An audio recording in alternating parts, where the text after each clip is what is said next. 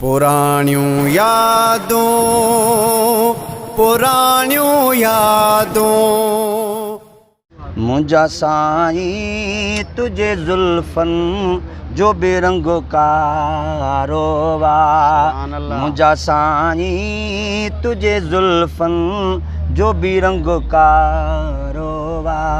सारे कुरान जे हरफन जो बेरंग कारोवा। मुझा साईं तुझे जुल्फन जो बेरंग कारोवा। मुझा साईं तुझे जुल्फन जो बेरंग कारोवा।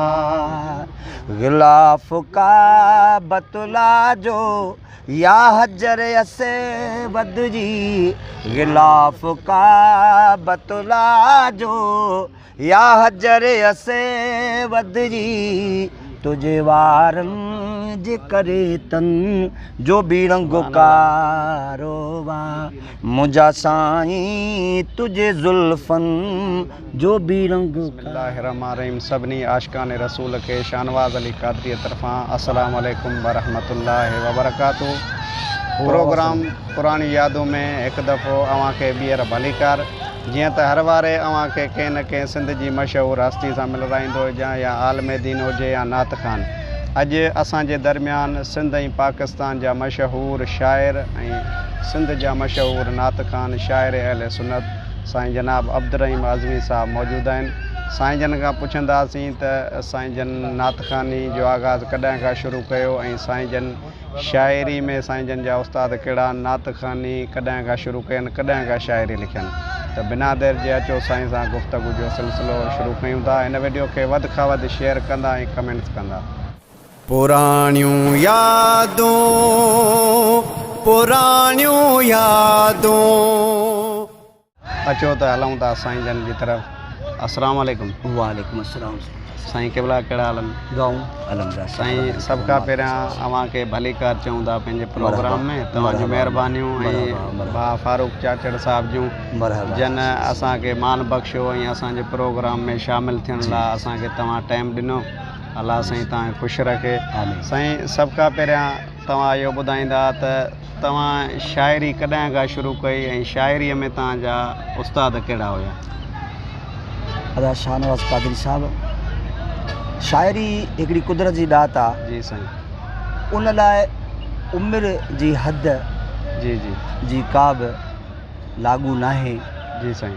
ज़रूरी नाहे त उमिरि जी कहिड़ी बि हद में उहा थी सघे। जी साईं। ऐं मूं जेका शाइरी जी शुरूआति कई, जी साईं, तक़रीबन मां चौथीं क्लास में प्राइमरी में पढ़ंदड़ आहियां। अच्छा। त उन वक़्तु मां नात ख़ानी बि कयां थो, पर मुंहिंजो शाइरीअ जो आगाज़ माना इन चौथीं जमायत पढ़ां थो उन वक़्तु थी आहे। अच्छा। ऐं पंहिंजे लेखे मां हाली लिखंदो रहियुसि। अच्छा। ज़रूरी नाहे त उन वक़्तु माण्हू पुख़्तो हुजे, हा, पुख़्तगी हुजे। भई जहिड़ियूं सिटूं माण्हू खे ईंदियूं आहिनि उहे ॾिंगा फिंगा अखर लिखंदो रहियुसि। जी। पोइ रिसालनि खे बि पढ़ंदो रहियुसि, जी। शाइरनि खे बि ॿुधंदो रहियुसि। बिलख़ुसूस सिंध जो मशहूरु मायानाज़ उस्ताद शोरा हाजी ग़ुलाम नबी महसिर रहमतुल्लाह ताला, उन खां त बचो वाक़ुफ़ु आहे। जी साईं जी। उन जी शाइरी खे ॿुधंदे, उन खां मुतासिर थींदे, जी साईं, मूं पंहिंजे सिटुनि जे सफ़र जी शुरूआति कई। सुभान अल्लाह। ऐं उन खां पोइ अॻिते हली जेका वरी अदबी दुनिया में आयुसि त मूं अदबी रिसाला पढ़िया। जी साईं। सिंधी अदबी संगत खे मूं जॉइन कयो। जी। उनखे मूं टाइम ॾिनो, उन में मां ईंदो रहियुसि, उनजो मेंबर थियुसि। जी साईं। उन खां पोइ तालके पनवाकिल ते मां जॉइंट सेक्रेटरी तौरु बि कमु कयो। जी साईं। ऐं उन खां पोइ अदबी शाइरी तरफ़ मुंहिंजो लाड़ो थियो। जी साईं। ऐं उन खां पोइ ॿियूं बि असां जूं जेके अदबी तंज़ीमूं हुयूं, जी साईं, कुझु उन जी मदद सां ऐं अदबी क्लास थींदा रहिया, जी, अदबी मुशाइरा थींदा रहिया।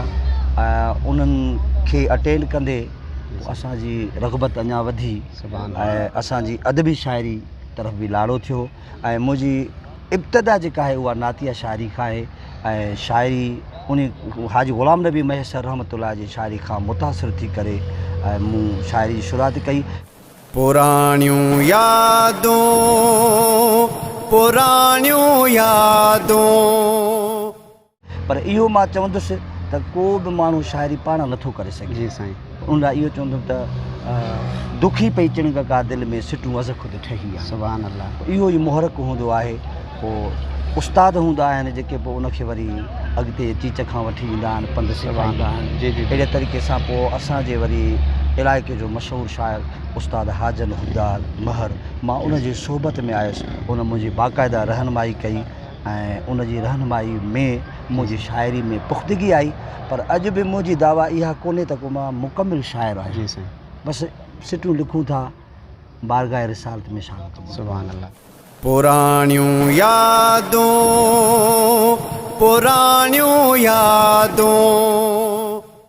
ॿियो साईं, सभ खां पहिरियां तव्हां कहिड़ी नात लिखी ऐं मार्केट में अव्हां जा किताब केतिरा आयल आहिनि? साईं, पहिरीं नात त मूंखे यादि नथी अचे। जी साईं। पर किताब मुंहिंजे मार्केट में तक़रीबन मुंहिंजा जेके अची चुका आहिनि, जी साईं। 8 किताब अची चुका आहिनि। माशाअल्लाह। उन में 6 किताब जेके आहिनि उहे बिल्कुलु नाती आहिनि, इस्लामी शाइरी आहे। ऐं 7हों जेको किताबु आहे उहो हिन मुआशिरे जी जेका बिगाड़ थी रही आहे उन ते मूं कलम खयो आहे। उनजो नालो ई हुयो कहरीला करतूत। हिन मुआशिरे जे कहरीलनि करतूतनि खे सॼो किताबु लिखियो ऐं उनजो नालो ई कहरीला करतूत। उन खां अलावा हिकिड़ो जेको 8हों नंबर मुंहिंजो किताबु आहे उहो अदबी किताबु आहे, जंहिंमें गीत बि आहिनि, गज़ल बि आहिनि ऐं काफ़ियूं बि आहिनि, वायूं बि आहिनि ऐं मस्तस बि आहिनि। ऐं उन में तजनीस हरफ़ी, तजनीस ताम ते बि मूं लिखियो आहे। ऐं मां सम्झां थो तजनीस हरफ़ी ऐं तजनीस ताम शाइरी जूं उहे सिनफ़ूं आहिनि मौजूदा दौर में। मां सम्झां थो कंहिं बि उन ते न लिखियो। वाह वाह। मूंखे साईं यादि आहे जॾहिं मां नात ख़ानी जो आगाज़ कयो बचपन खां, त तव्हां ॾे मां इहो TCS ख़त लिखियो।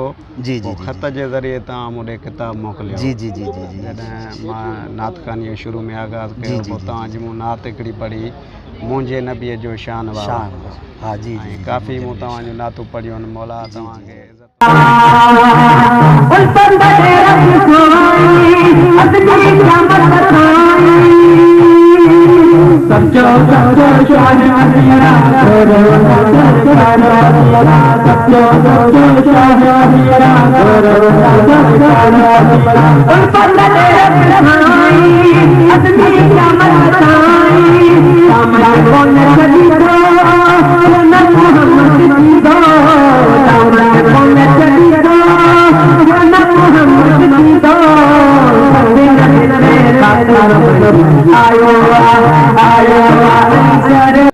पढ़ियूं आहिनि। मौला तव्हांखे इज़तुनि छा ॿुधायां, मौजज़ा इन में शामिल आहे। जी जी। तव्हां असां ॾे ख़तनि ज़रिए नातूं मोकिलींदा हो नंढपण खां वठी। अच्छा, तव्हां बि उन वक़्तु तव्हांजी जेका उमिरि जी स्टेज हुई माना नंढिड़ाइप हुई। जी साईं जी। तव्हां नंढिड़ा ई हुयो। जी जी। त तक़रीबन माना सोशल मीडिया जो दौर न हो, बाक़ी मोबाइल ते त फ़ोन ते राब्तो हूंदो। उन खां अॻु में मुंहिंजे उस्ताद काफ़ी अव्हांखे पढ़ियो। हा हा हा। मोहतरम एहतिशाम अफ़ज़ल ॿुधंदा आहियूं तमामु घणो। ऐं माशाअल्लाह तव्हांखे सिंध जे नंढे तोड़े वॾे नात ख़ान ॻायो आहे। अलाह साईं तव्हांखे इज़तुनि सां नवाज़ींदो। अलाह हमेशह तव्हांखे आबाद कंदो। तव्हां साईं का नात असांखे पंहिंजी मुख़्तसर ॿुधाईंदा जेके ॿुधंदड़ आहिनि, त इहा महिरबानी थिए। पुराणियूं यादूं, पुराणियूं यादूं। सल्लल्लाहु अलैका या रसूल अल्लाह वसल्लम अलैका या हबीब अल्लाह। मशहूर मक़बूल नात। जी साईं। मुंहिंजा साईं तुझे जुल्फन जो बेरंग कारोवा। मुंहिंजा साईं तुझे जुल्फन जो बेरंग कारोवा। सारे क़ुरआन जे हरफ़न जो बेरंग कारोवा। मुंहिंजा साईं तुझे जुल्फन जो बेरंग कारोवा। मुंहिंजा साईं तुझे जुल्फन जो बेरंग कारोवा। ग़िलाफ़ का बतला जो या हजर असवद जी गिलाफ का बतला जो या हजर असवद जी तुझे वारन जे करे तन जो भी रंगो कारोबा मुझा साईं तुझे जुल्फन जो भी रंगो कारो। वाह वाह साईं, वॾी महिरबानी वाला साईं तव्हांखे ख़ुशि रखे। तव्हां पंहिंजो क़ीमती टाइम ॾिनो, अलाह साईं तव्हांखे शाद आबाद रखे। असांजे प्रोग्राम जे लाइ कमेंट का ॾींदा। अल्हम्दुलिल्लाह साईं, तव्हां सुठी महिनत कयो था। जी साईं। अवां सिंध जे टैलेंट खे अॻिते आणियो था। उन में सीनियर ऐं जूनियर जो फ़र्क़ु मां सम्झा तव्हां कोन था रखो। जी साईं जी, बिल्कुलु। सभिनि खे अहमियत ॾियो था ऐं हीअ तव्हांजो हिकिड़ी सुठी कावश आहे। हीअ अव्हांजो सुठो कमु बि आहे। जी साईं। छो त हदीस पाक आहे त इनमल अमाल बिनियात, अमलनि जो दारो मदार नियतुनि ते आहे। तव्हां जेकॾहिं इन सुठे इरादे सां रखो था त तव्हांजो हीउ कमु कारे ख़ैर में, अजुर में, सवाब में दाख़िल थी रहियो आहे। ऐं मां ईअं चवंदुसि त हीउ अव्हां हिकिड़े क़िस्म जो सवाब बि खटे रहिया आहियो ऐं दोस्तनि जी हिमत अफ़ज़ाई करे रहिया आहियो ऐं मां अव्हांखे जस ॾियां थो। इन वॾी महिरबानी साईं। अलाह साईं तव्हांखे ख़ुशि रखंदो। तव्हां पंहिंजो क़ीमती टाइम ॾिनो। मदीने वारो साईं तव्हांखे शाद आबाद रखंदो। महिरबानी महिरबानी। अव्हां मूंखे मान बख़्शो। अव्हां पंहिंजे यूट्यूब चैनल जे दोस्तनि जे आॾो हरसना खान मुस्तफ़ा जी हमदोनात ऐं इस्लामी उलमा इकराम जा बयान हासिल करण जे लाइ सब्सक्राइब कंदा असांजे यूट्यूब चैनल जावेद भी मोराई खे। Director Shahnawaz Ali Qadri. Sindh digital studio मोरो जे जेका दोस्तनि अव्हां मूंखे उनजे आॾो आंदो। मां अव्हांजो थोराइतो आहियां। महिरबानी सां इहो मूंखे क़िस्म जो मान बख़्शो आहे। इहो मुंहिंजे लाइ हिकिड़ो एज़ाज़ु आहे, वॾो एज़ाज़ु आहे। वॾी महिरबानी साईं। दुआउनि में यादि साईं हमेशह रखंदा असांखे। पुराणियूं यादूं, पुराणियूं यादूं।